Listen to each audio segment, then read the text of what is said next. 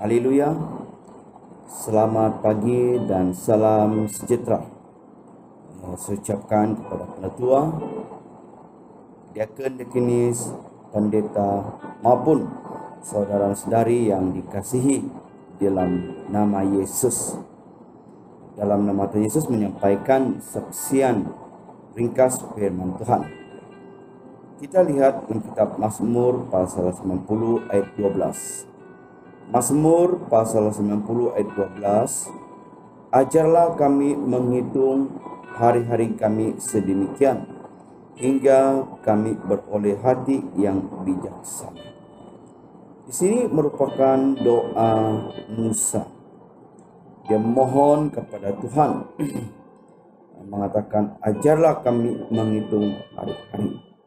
Pada kesempatan ini kita menggunakan tajuk ini ialah belajar menghitung hari-hari. Apakah yang harus kita hitungkan bagi hari-hari kita? Di dalam Alkitab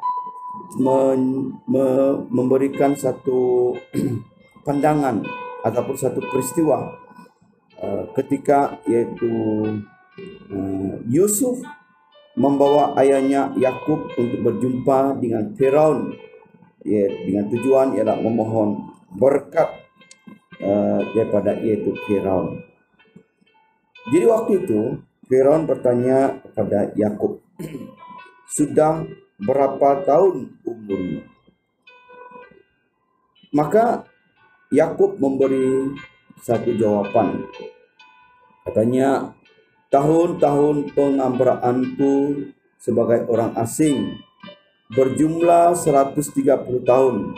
Tahun-tahun hidupku itu sedikit sahaja dan buruk adanya, tidak mencapai umur nenek moyangku, yakni jumlah tahun mereka mengambara sebagai orang asing. Kalau kita lihat jawaban daripada Yakub ini, mengatakan tahun-tahun hidupku itu sedikit sahaja, menunjukkan apa yang dinikmati oleh Yakub. Yang baik itu hanya sedikit, tetapi yang banyak itu ialah satu keburukan. Jadi dalam kehidupan kita juga, kita akan mengalami satu kehidupan seperti yaitu Yakub. Yang baik itu hanya sedikit, tetapi yang buruk itu banyak yang akan kita lalui. Oleh itu, kalau kita lihat umur-umur manusia di muka bumi ini, kita lihat ya, paling lama ya, menurut Alkitab ialah 70 atau 80. Namun lebih daripada itu, ya salah satu ialah bonus yang diberikan oleh Tuhan kepada mereka. Jadi kita harus memahami yaitu erti kehidupan kita di bumi ini hanya sementara. Yang kedua, mengapa kita harus belajar menghitung hari-hari kita? Ayub memberitahu kepada kita, kehidupan kita dalam dunia ini amat singkat, malahan hidup ini penuh kegelisahan.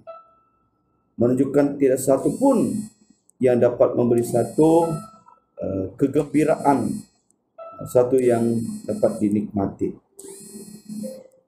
Ketiga, bagaimana kita ataupun bagaimana agar kita dapat menghitung hari-hari kita?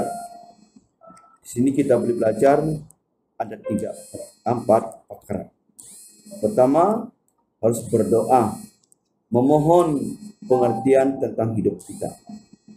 Yang kedua ialah menghitung kehidupan kita atau mengingat hal ini supaya kita harus dapat memohon kebijaksanaan dan memahami tentang takut akan Tuhan. Yang ketiga, mempergunakan waktu yang ada untuk bertobat, melakukan pelayanan. Yang terakhir ialah mengucap syukur dalam segala hal, baik atau tidak baik waktunya. Kita harus sentiasa bersyukur kepada Tuhan. Semoga kita dapat belajar menghitung hari-hari kita ketika kita masih lagi hidup di dalam muka bumi ini. Amin.